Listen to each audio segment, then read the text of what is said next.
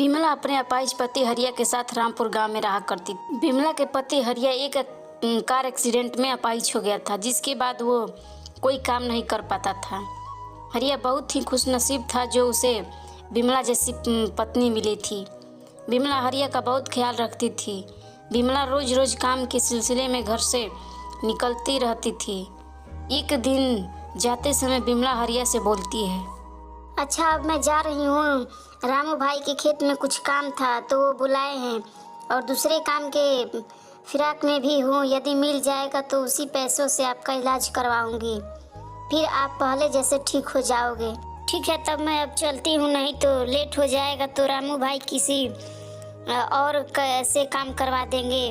पानी वानी सब रख दी हूँ, आपको उठना नहीं पड़ेगा। क्या ही बोलूं विमला, पता न किस गलती का सजा दिए हैं भगवान जी मुझे कि अब बिस्तर पर से ही कभी उठ भी पाऊंगा कि नहीं। अरे ऐसा क्यों बोल रहे हैं, आपका इलाज होगा तो जरूर आप उठेंगे, आप ज़्यादा सोचिए मत। अब मैं चलती हूँ। ठीक है, तब आराम से जाना। फिर विमला रामू के खेत में जाती है और पूरा दिन काम करती है। शाम को रामू 200 रुपया विमला को देके चला जाता है। विमला पूरा दिन काम की थी, इसलिए वो थक गई थी, तो वो वहीं बैठकर थोड़ा आराम करने लगती है और सोचने लगती है, ऐसे तो कई जन्म बीत जाएंगे, मैं उनका इलाज न करवा पाऊंगी। अब 200 रुपये तो घर के खर्चा और उसकी दवाई में ही ख़त्म हो जाएंगे। वैसे भी किसी दिन काम मिल रहा है और किसी दिन मिल भी ना रहा है। मुझे कोई और काम खोजना होगा। अभी शाम होने में थोड़ा समय है, तब तक चलती हूँ गांव में। किसी के घर कोई काम मिल जाएगा तो ऊपर वाला का बड़ी धन्यवाद होगा। इतना सोचकर विमला खेत से गांव में जाती है और एक घर जाकर दरवाज़ा खटखटाती है। अंदर से रूपा दरवाज़ा खोलती है और बोलती है, हाँ बोलिए, क्या काम है? वो दीदी, मैं बोली कि आपके घर में कोई काम मिलेगा, जैसे बर्तन धोना, पोछा लगाना, मैं कोई भी काम कर दूंगी। वैसे तो घर में ज़्यादा काम नहीं है, पर एक काम है, टॉयलेट साफ करना। कल आके कर जाना और अपने पैसा ले जाना। दीदी एक बात पूछूं? हाँ हाँ पूछो। ये टॉयलेट कितने दिन पर साफ होता है और कितने पैसे मिलेगा इसका? देखो, एक हफ्ता में तो 2 बार करवाती हूँ और एक बार का 500 रुपये देती हूँ और 2 बार का 1000। इतना में करोगी तो कल आके कर जाना, नहीं तो मैं किसी और से करवा लूँगी। नहीं नहीं दीदी, मैं कल आके कर दूँगी। ठीक है, सुबह 6 बजे आ जाना और कर देना। जी दीदी ठीक है। फिर वहाँ से विमला घर के लिए चल देती है। चलो, कोई तो काम मिला। वैसे भी कोई काम छोटा बड़ा नहीं होता है। एक हफ्ता का 1000 रुपया मिलेगा, तब तो जल्दी ही पैसे हो जाएंगे, जिससे मैं उनका इलाज करवाऊंगी। उस दिन विमला बहुत खुश नजर आती है। तभी हरिया बोलता है, अरे क्या बात है विमला, आज तुम बहुत खुश नजर आ रही हो। मुझे भी बताओ भाई, क्या बात है? बस ये आज मुझे एक काम मिला है, जिसे मैं करूंगी तो आपका इलाज जल्दी करवा पाऊंगी। अरे कैसा काम है भाई जिसे करने के बाद मेरा इलाज जल्दी करवाओगी? काम थोड़ा अजीब है, लेकिन उसमें अच्छा खासा पैसा है।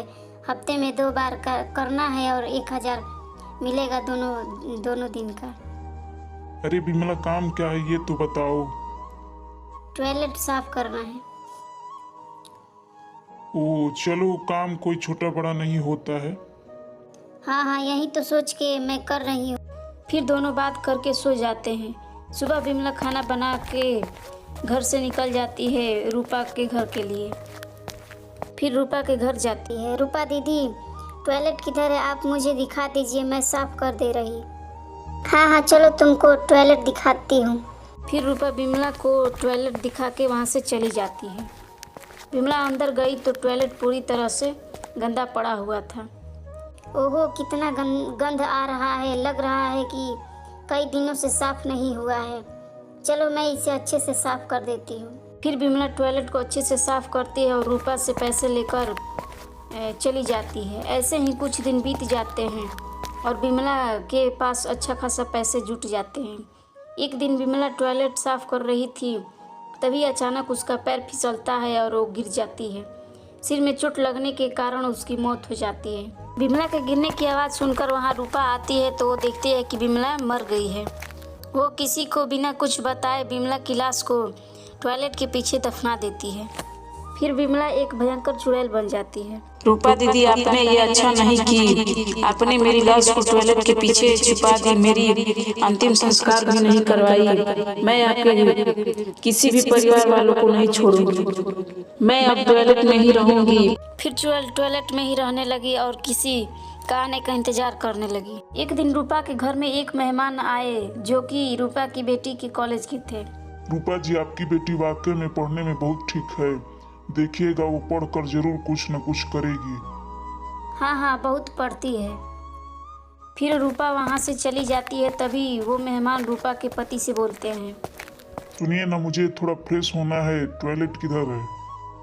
सीधे जाके लेफ्ट जाइएगा तो सामने ही टॉयलेट दिखेगा। जी शुक्रिया, मैं अभी आता हूँ। हाँ, ठीक है।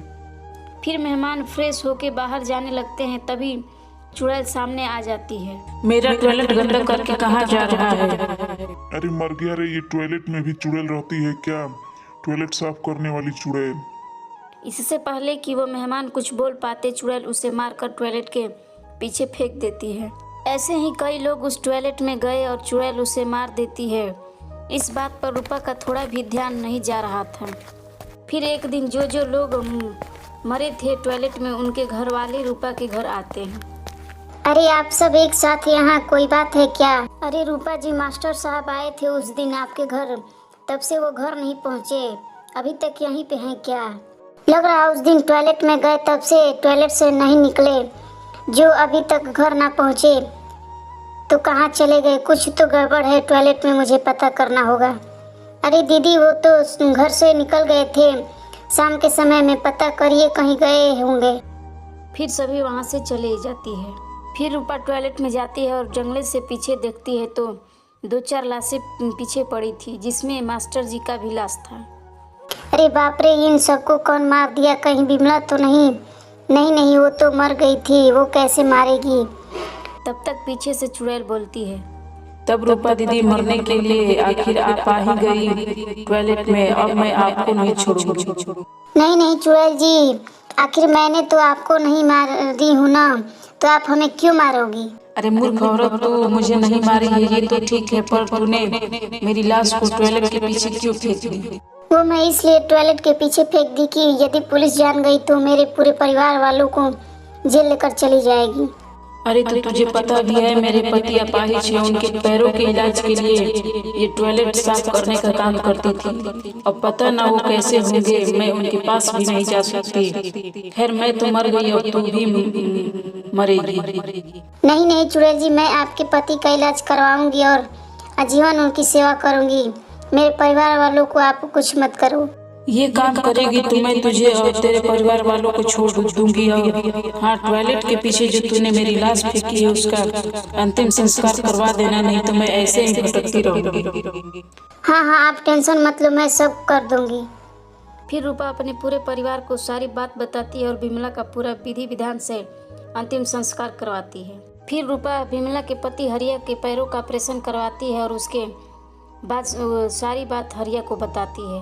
ये सारी बात सुनकर हरिया बहुत रोता है और फिर रूपा के परिवार वालों के साथ रहने लगता है।